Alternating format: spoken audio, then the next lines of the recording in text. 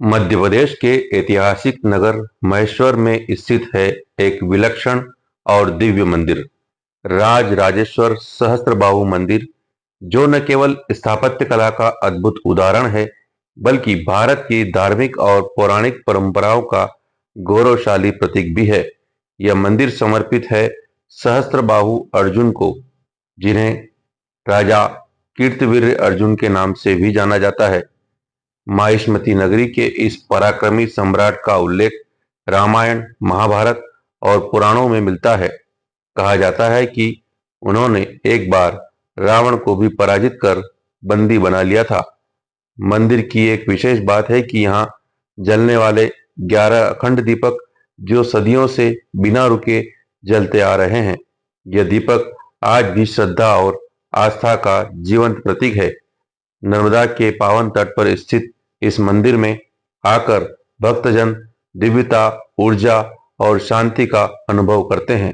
मंदिर परिसर में शिव, पार्वती, दत्तात्रेय, श्री राम और गणेश की प्रतिमाएं भी स्थापित है।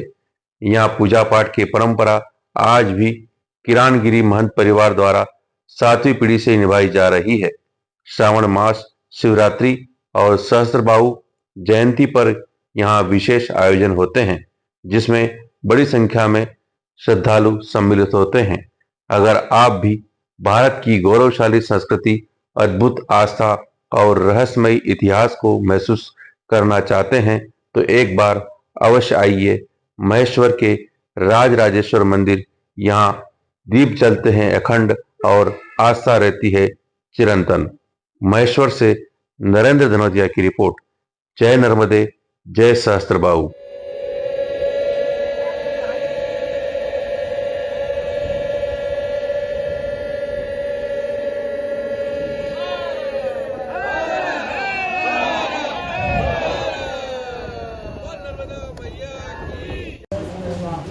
इन्होंने 87,000 वर्ष तक राज किया।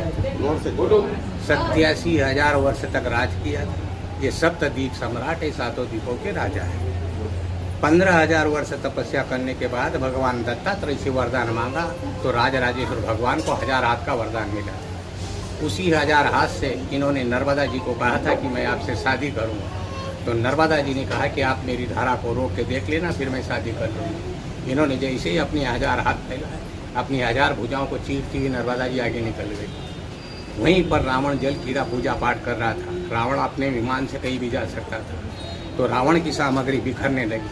रावण को भी घमंड आया कि मेरे समान इस धरती पर बलवान और कौन है। जब रावण का और राजराजेश्वर भगवान का युद्ध हुआ, तो रावण को परास्त करके 6 महीने के लिए यहाँ बंदी बना कर रखा था। बाली ने काक में दबा के रखा था, इन्होंने घोड़े की घुड़सवार में बांध के रखा था। रावण को रोज यहाँ सभा में लाया जाता था। सभा होने के पश्चात रावण को वहीं छोड़ दिया जाता था।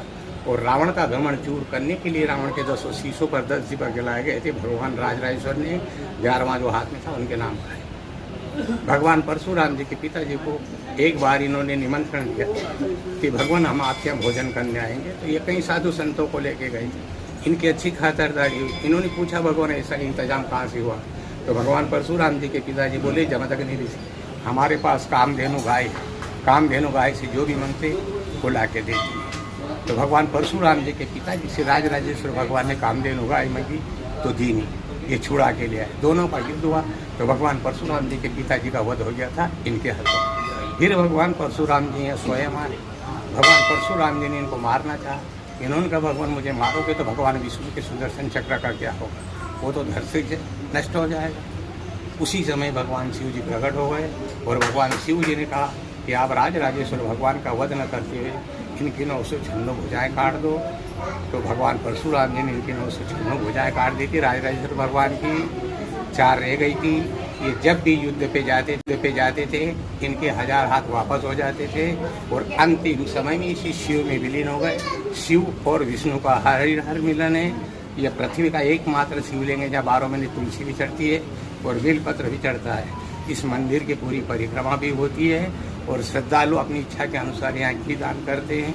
वही घी दीपकों में जाता है। नर्मदे।